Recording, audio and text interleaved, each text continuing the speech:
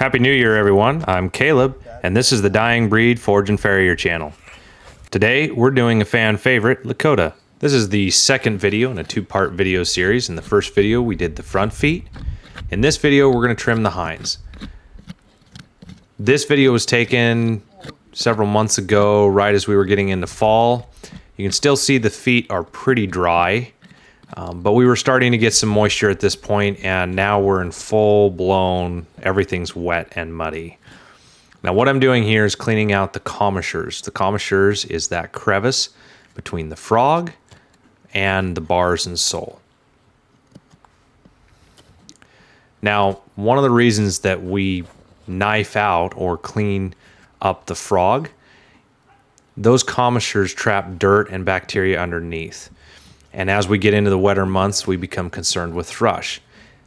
It's different in humans than it is in horses. Horses, thrush is an anaerobic bacteria, which means it's a bacteria that thrives in the absence of oxygen. So by opening those frogs up, we actually eliminate a place for thrush to thrive. Just going to use my nippers here to clean up the bars. Now, one of the reasons that I use my nippers on something like this is a pretty big foot. Saves me a little work, and it's just a skosh faster. Now, I really like my Salcedo knives. I think they're one of the best knives I've ever used. They stay sharp longer than any other knife I've used. They have a great blade that just cuts that hoof really well. So when I'm working on these feet, I am trying to get rid of the dead foot. That's what I'm trying to take right now. I'm being pretty conservative with my knife because the ground at this point was still pretty hard.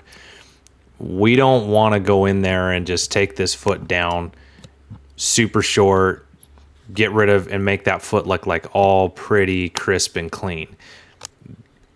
It looks nice, but a little extra sole, that at this time of year is better. The ground's still hard, everything's still hard. A little extra protection is not going to harm this horse at all. So we just take out everything that kind of wants to come out and we leave everything else. Now we're going to try to just have a nice flat nip line all the way around, and we're going to nip all the way back into the heel. So like I've said before, the foot grows out and forward. It doesn't grow like straight down, especially on these heavier horses. So it's going to grow forward. So we need to bring those heels back to where they're actually supporting the rest of the foot. Even on a horse like this that we would consider more flat-footed, if you don't bring those heels back, they're just going to keep moving forward on the hoof, and they're not going to serve any good purpose. And the function of the foot is going to be interfered with. Again, normally this I do with my rasp, but this is a big foot. I'm just going to take my nippers, run it around. Now, this mark is where I'm going to rasp to when we get the foot brought forward on the front of the jack. So we don't want to thin the hoof wall out to the point that there's no integrity or structural integrity to the foot. We just want to bring it right to that mark. I have to say that these hoof stands are the only way to do these big draft horses. The hoof stands I use is a Hoof It USA. They offer a great product. They hold up really well. And on a big foot like this, it's the only way to go. For anyone wondering, that's a Heller XL green tang. That's what we call it, but it's made by Mustad. It's a great rasp. It's my favorite rasp. It's the one I use every day. So now you can see from the top where that mark is, and we're going to rasp to that mark. We're removing the distortion. Again, the hoof grows out and forward, so we're going to bring that foot back to where it would naturally be if it was trimmed basically every day. So like a wild horse is going to travel over enough ground that as he travels, it's going to wear that foot down. So we're basically doing that at 6 weeks instead of having it happen incrementally at a time every day. So a horse is moving across the ground and he's wearing that foot off every day, and he maintains that kind of length because the foot grows a certain amount and he travels a certain amount, and that the nature has kind of a balance. Not to say that that's always the case, because when a horse has some kind of pathology, that won't be the case. He'll wear uneven. Wild horses wear uneven all the time. It's not like it's perfect. Nature sometimes isn't perfect. Nature can be pretty brutal. So I don't want people to get the idea that, well, I'm just going to let my horse run in a big pasture and that's going to solve all my problems. And it's like, no, that's not how that works. And plus, a big pasture, it's not 1,000 acres or 10,000 acres where a horse can move unhindered. It doesn't work that way. You still need to have your farrier out. You still need to be on a schedule. You still need to maintain that horse. Also, horses in the wild don't live as long. Horses in the wild are living on average 10 to 15 years. 15 years being the the older age. Horses in captivity live to be 30 on the long end, 25 on the low end. This horse right here, Lakota, is 18 years old. For a draft horse, that's really old.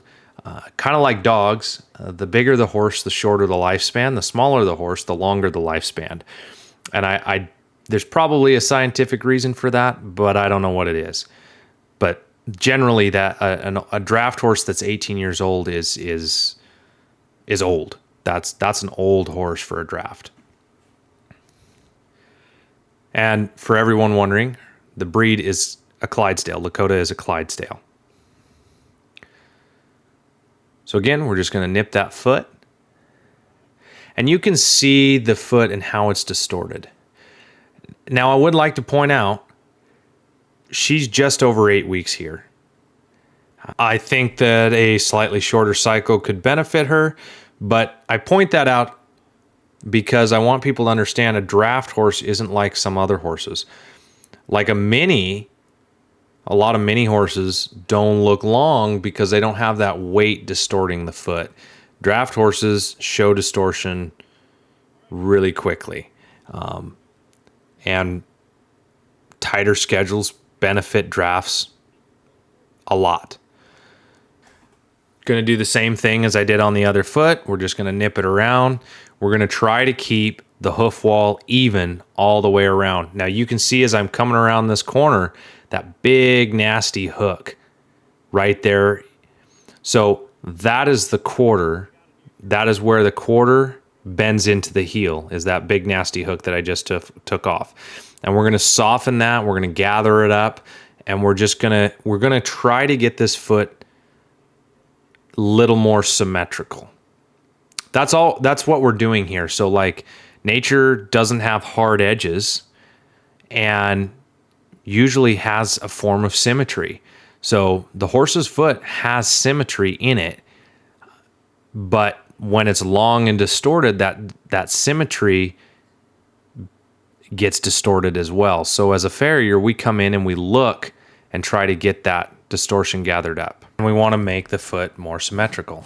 Now, I would have liked to work on the bottom of her foot a little bit longer, but she was pretty much over that. So I'm going to do some more work from the top and get it a little bit more gathered up. Now you're going to see that crack right there on the lateral side of the foot. And lateral means outside of the foot. That crack should go away just by gathering the foot up and removing the leverage from the hoof wall. So as the foot gets longer and as it flares more, it creates more leverage, which then creates cracks and things like this, and then eventually they break out. So we're just going to gather that foot up and we're going to kind of round that pretty heavy, and in a couple of times that crack shouldn't be there. And you'll see me kind of rounding that right there and kind of looking at the crack, determining how much foot I want to remove. I'm removing quite a bit of foot on this lateral side because it was super flared out. We're trying to get rid of as much leverage as we can so that crack disappears. She's getting a little impatient. On this particular day, she backed into my truck. She was kind of having a bad start. She was not super happy when we started working on her front feet, and she'd mellowed out by this point, but she was definitely just not in the mood to have her feet worked on. And horses have bad days just like humans, and sometimes we get there and the horse is like, nope, I actually really don't want to get my feet done today. And so we have to work through that. Yep, see, that crack's going to pretty much disappear if we just remove the leverage. Okay, so that's the finished product. Sorry, it's not super clear, but we have all that straw there, so it kind of covered up the feet. And I'm trying to do a better job of this. Here's Lakota, so everybody can see her. And here's the dent she put in my pickup. We have a saying in horses, they're the reason we can't have anything nice, and it's kind of true. Just about the time you think you have something nice, they'll run into it or step on it or paw at it or drag it into their pasture. But as a whole, they mean pretty well, and I wouldn't want to be without them. Well, with that, hope you all enjoyed the video. Like and subscribe. Let us know what you think in the comments.